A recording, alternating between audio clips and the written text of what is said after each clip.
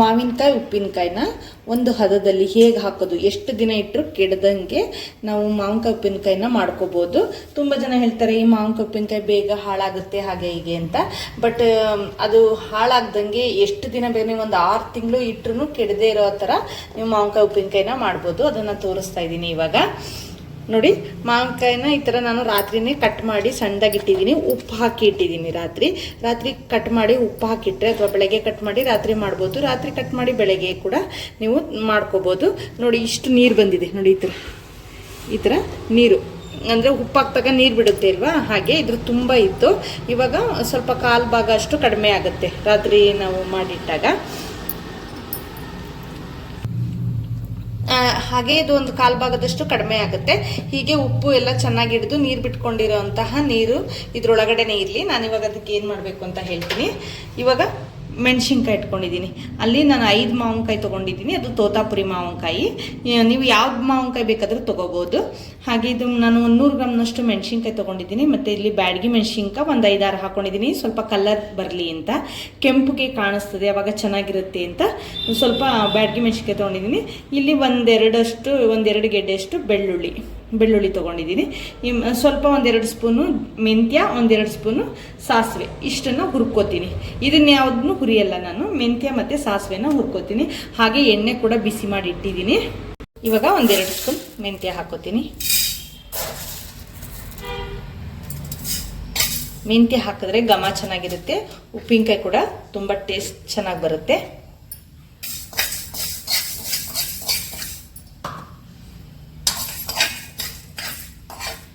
ತುಂಬ ಕಪ್ಪಾಗಕ್ಕೆ ಬಿಡಬಾರ್ದು.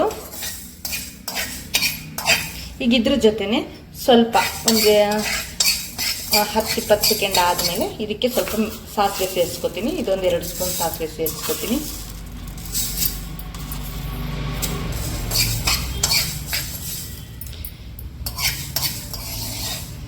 ಸಾಸಿವೆ ಕೂಡ ಸ್ವಲ್ಪ ಚಟಪಟ ಸೌಂಡ್ ಬಂದರೆ ಸಾಕು, ತುಂಬ ಜಾಸ್ತಿ ಇದಾಗಬಾರ್ದು. ಇಷ್ಟಾದರೆ ಸಾಕು. ಮೆಂತ್ಯ ನೋಡಿ, ಇಷ್ಟೇ ಸಾಕು. ಆಫ್ ಮಾಡ್ಕೊಂಡ್ಬಿಡ್ತೀನಿ. ಇವಾಗ ಇದನ್ನು ಪೌಡ್ರ್ ಮಾಡ್ಕೊತೀನಿ. ಇವಾಗ ನೋಡಿ, ಮೆಂತ್ಯ ಮತ್ತು ಸಾಸಿವೆನ ಈ ಥರ ಮಾಡ್ಕೋಬೇಕು. ಸ್ವಲ್ಪ ತರಿಯಾಗಿರಬೇಕು, ತುಂಬ ನೈಸ್ಗೆ ಮಾಡಬೇಡಿ. ಇವಾಗ ನಾನೇನು ಒಣಮೆಣ್ಸಿನ್ಕಾಯಿ ಮತ್ತು ಬೆಳ್ಳುಳ್ಳಿ ಮತ್ತು ಈ ಬ್ಯಾಡಗಿ ಮೆಣಸಿನ್ಕಾಯಿ ತೋರಿಸಿದೆ, ಅದನ್ನು ಒಂದು ಜಾರ್ಗೆ ಹಾಕೊಂಡು ಉಪ್ಕೋತೀನಿ. ನೀವು ಖಾರದ ಪುಡಿ ಬೇಕಾದರೂ ಹಾಕೋಬೋದು, ಖಾರದ ಪುಡಿ ಇರುತ್ತಲ್ಲ ಅದನ್ನು ಬೇಕಾದ್ರೆ ಇದ್ರ ಜೊತೆ ಸೇರಿಸ್ಬೋದು. ನಾನಿಲ್ಲಿ ಮೆಣಸಿನ್ಕಾಯಿ ಇತ್ತಲ್ಲ ಅದನ್ನು ಹಾಕ್ತಾ ಇದ್ದೀನಿ ಅಷ್ಟೇ. ನೀವು ಬೇಕಾದರೆ ಇದಕ್ಕೆ ಖಾರದ ಪುಡಿ ಬೇಕಾದರೂ ಹಾಕೋಬೋದು. ಇವಾಗ ಇದಕ್ಕೆ ನೀರು ಹಾಕೊಂಡು ರುಬ್ಬಾರ್ದು. ನಾವು ಯಾವತ್ತು ನೀರು ಹಾಕಿದ್ರೆ ಅದು ಉಪ್ಪಿನಕಾಯಿ ಕೆಟ್ಟೋಗುತ್ತೆ. ಸ್ವಲ್ಪನೂ ಕೂಡ ಹೆಚ್ಚುವಾಗಲೂ ಅಷ್ಟೇ ಮಾವಿನಕಾಯಿನ ನಾವು ತೊಳೆದು ಆಮೇಲೆ ನಾವು ಹೆಚ್ಕೋಬೇಕು. ಒರೆಸಿ ನೀಟಾಗಿ, ಒಂದು ಸ್ವಲ್ಪನೂ ಇರಬಾರ್ದು, ನೀರು ಇರಬಾರ್ದು. ಆ ಥರ ಒರೆಸ್ಕೋಬೇಕು ಮಾವಿನಕಾಯಿನ, ಆಮೇಲೆ ಹೆಚ್ಚಬೇಕು. ಈಗ ಇದಕ್ಕೆ ನಾನು ಮಾವಿನಕಾಯಿಯಲ್ಲಿ ಏನು ನೀರು ಬಿಟ್ಕೊಂಡಿರುತ್ತೆ, ರಾತ್ರಿ ಉಪ್ಪು ಹಾಕಿ ಇಟ್ಟಾಗ ನೀರು ಬಿಟ್ಕೊಂಡಿರುತ್ತಲ್ಲ, ಅದೇ ನೀರನ್ನು ಇದಕ್ಕೆ ಹಾಕೊಂಡು ರುಬ್ಕೋತೀನಿ. ನೀವು ಖಾರದ ಪುಡಿ ಆದರೆ ಅದಿರಲ್ಲ, ಆರಾಮಾಗಿ ನೀವು ಡೈರೆಕ್ಟಾಗಿ ಹಾಕೋಬೋದು. ಇದು ಮಾವಿನಕಾಯಿ ನೀರು ಬಿಟ್ಕೊಂಡಿರೋದು, ಅದನ್ನು ತೆಗಿತೀನಿ. ಮಾವಿನಕಾಯಿ ಬೀಳ್ತಾ ಇದೆ, ಅದನ್ನು ತೆಗಿತೀನಿ.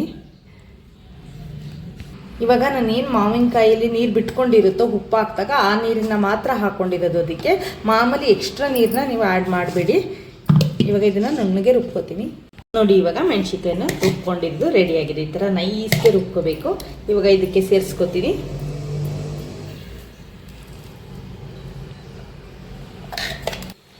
ಇವಾಗ ಮಿಕ್ಸ್ ಮಾಡ್ತಾ ಇದ್ದೀನಿ. ನೀವು ಇದಕ್ಕೆ ಒಗ್ಗರಣೆ ಬೇಕಂದರೆ ತುಂಬ ಬೇಗ ಮುಗಿಸ್ತೀವಿ, ಖಾಲಿ ಮಾಡ್ತೀವಿ ಅನ್ನೋದಾದರೆ ಒಗ್ಗರಣೆ ಹಾಕ್ಕೊಳ್ಳಿ, ಸಾಸಿವೆ ಮತ್ತು ಕರಿಬೇವಿನ ಸೊಪ್ಪು. ಇಲ್ಲ ಅಂದರೆ ಬೇಡ, ತುಂಬ ದಿನ ಇಡ್ತೀನಿ ಅಂತಂದರೆ ಒಗ್ಗರಣೆ ಏನು ಬೇಡ, ಬರೀ ಎಣ್ಣೆ ಹಾಕ್ಕೊಂಡ್ರೆ ಸಾಕು. ನಾನಿಲ್ಲಿ ಹಾಕ್ತೀನಿ ಕಾಯಿಸಿ ಆರಿಸಿರೋಂತಹ. ಈಗ ಸ್ವಲ್ಪ ಪೌಡ್ರ್ ಮಾಡಿ ಇಟ್ಕೊಂಡಿದ್ದೆ ಅಲ್ವಾ, ಮೆಂತ್ಯ ಮತ್ತು ಸಾಸಿವೆನ ಅದನ್ನು ಹಾಕೋತಾ ಇದ್ದೀನಿ. ನೋಡಿ, ಈ ಥರ ಪೌಡ್ರು ಕೂಡ ಮಿಕ್ಸ್ ಮಾಡ್ಕೋತಾ ಇದ್ದೀನಿ. ಸ್ಟೀಲ್ ಹಾಕಬಾರ್ದು, ನಾನಿಲ್ಲಿ ಕಲ್ಸಕ್ಕೆ ಮಾತ್ರ ಹಾಕಿದ್ದೀನಿ. ಮತ್ತು ಇದು ಪದೇ ನೀವು ನೀರು ಕೈಯಲ್ಲೆಲ್ಲ ಮುಟ್ಟಬೇಡಿ. ನೀರು ಕೈಯಲ್ಲಿ ಹಾಕೋದು ಅದ್ರೊಳಗಡೆ ನೀರು ಹೋಗ್ತಾ ಇದ್ದರೆ ಅದು ಬೇಗ ಉಪ್ಪಿನಕಾಯಿ ಹಾಳಾಗುತ್ತೆ. ಅದರಿಂದ ನೀರನ್ನು ಅದಕ್ಕೆ ಆದಷ್ಟು ನೀವು ಸ್ವಲ್ಪ ಎತ್ತಿಟ್ಕೊಂಡು ಬಳಸಿ, ಮತ್ತು ಅದನ್ನು ಏನು ಇದನ್ನು ನಾವು ಹಾಕಿಟ್ಟಿರ್ತೀವಿ ಅದನ್ನು ವಾಪಸ್ ಹಾಗೆ ಮಾಡಬೇಕು. ಸ್ವಲ್ಪ ನೀವು ಎಷ್ಟು ಬೇಕೋ ಅಷ್ಟನ್ನು ಎತ್ತಿಟ್ಕೊಂಡು ಉಪ್ಪಿನಕಾಯಿನ ಬಳಸಬೇಕು. ನೀವು ಇದೇ ಡಬ್ಬದಲ್ಲಿ ಪದೇ ಇದೇ ಡಬ್ಬಕ್ಕೆ ನೀರು ಕೈಯಲ್ಲೆಲ್ಲ ಮುಟ್ಟಿದ್ರೆ ಉಪ್ಪಿನಕಾಯಿ ಬೇಗ ಹಾಳಾಗುತ್ತೆ.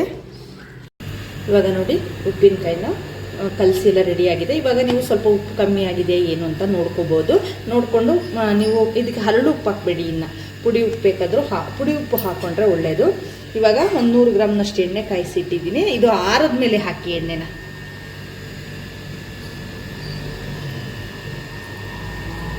ಎಣ್ಣೆನ ಬಿಸಿ ಎಣ್ಣೆ ಹಾಕಬೇಡಿ. ಬಿಸಿ ಎಣ್ಣೆ ಹಾಕಿದ್ರೆ ಉಪ್ಪಿನಕಾಯಿ ಹಾಳಾಗುತ್ತೆ. ಎಣ್ಣೆ ಕಾಯಿಸಿ ಆರಿಸಿದ್ಮೇಲೆ ನೀವು ಎಣ್ಣೆನ ಹಾಕಬೇಕು. ನೋಡಿ ಈ ಥರ ಎಣ್ಣೆನ ಇದಕ್ಕೆ 150 ಗ್ರಾಮ್ನಷ್ಟು ಎಣ್ಣೆನ ಕಾಯಿಸಿ ಆರಿಸಿ ಹಾಕಿದ್ದೀನಿ. ಇವಾಗ ಇದು ನೀವು ಒಂದು 6 ತಿಂಗಳಿಟ್ರು ಫ್ರಿಜ್ಜಲ್ಲಿ ಇಡದೆ ಈಚೆ ಇಟ್ಟರು ಕೂಡ ಹಾಳಾಗಲ್ಲ, ಅಷ್ಟು ಚೆನ್ನಾಗಿರುತ್ತೆ ಉಪ್ಪಿನಕಾಯಿ. ಮಾವಿನಕಾಯಿ ಉಪ್ಪಿನಕಾಯಿ ಬೇಗ ಹಾಳಾಗುತ್ತೆ ಅಂತಾರೆ, ಬಟ್ ಇದು ಈ ಥರ ಮಾಡಿಟ್ಕೊಳ್ಳಿ. ಇನ್ನು ಯಾವತ್ತೂ ಇದಕ್ಕೆ ಸ್ಟೀಲ್ ಹಾಕಬೇಡಿ ಅಷ್ಟೇ. ನಿಮ್ಗೆ ಎಷ್ಟು ಬೇಕೋ ಅಷ್ಟನ್ನು ಉಪಯೋಗಿಸುವಾಗ ತೆಗೆದು ಇಟ್ಕೊಳ್ಳಿ. ಆಮೇಲೆ ಇದು ಡೈಲಿ ಇದಕ್ಕೆ ಪೂರ್ತಿ ನಾವು ಏನು ಮಾಡಿಟ್ಟಿರ್ತೀವಿ ಜಾಸ್ತಿನ ಇದಕ್ಕೆ ಪದೇ ನಾವು ಸ್ಟೀಲೆಲ್ಲ ಹಾಕಬಾರ್ದು. ನಮ್ಗೆ ಎಷ್ಟು ಬೇಕು ಅಷ್ಟನ್ನು ತೆಗೆದಿಟ್ಕೊಳ್ಳೋದು, ಅಥವಾ ಇದು ವುಡನ್ ಸ್ಪೂನ್ ಇರುತ್ತಲ್ಲ ಅದನ್ನು ಯೂಸ್ ಮಾಡಿಕೊಂಡ್ರೆ ಒಳ್ಳೆಯದು. ನಮ್ಗೆ ಎಷ್ಟು ಬೇಕಷ್ಟು ತೊಗೊಂಡು ಆಮೇಲೆ ಇದನ್ನು ಮಾಮೂಲಿ ಎತ್ತಿಟ್ಕೊಂಡ್ರೆ ಸಾಕು. ಹಾಗೆ ಈ ವಿಡಿಯೋ ನಿಮಗೆ ಇಷ್ಟ ಆಗಿದರೆ ಲೈಕ್ ಮಾಡಿ, ಶೇರ್ ಮಾಡಿ, ಕಮೆಂಟ್ ಮಾಡಿ. ಹಾಗೆ ಆದಷ್ಟು ನನ್ನ ಚಾನಲ್ನ ಸಬ್ಸ್ಕ್ರೈಬ್ ಮಾಡ್ಕೊಂಡು ನೋಡಿ. Thank you.